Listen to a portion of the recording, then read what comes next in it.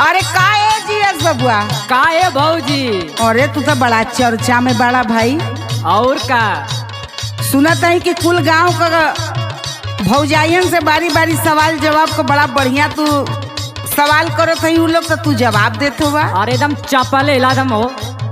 अच्छा हाँ, तो वह हल्का फुल्का सवाल पूछत हुई है, अरे वही का जवाब दे देत होगा। अरे तो तू पूछ के देखा ना तो हमार तनी टाइट है। अरे चापब न।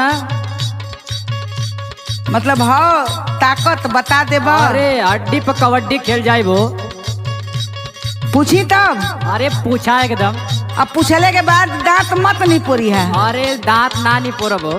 सुना बोला। कौन चीज घुसते ही बहुत दुखाला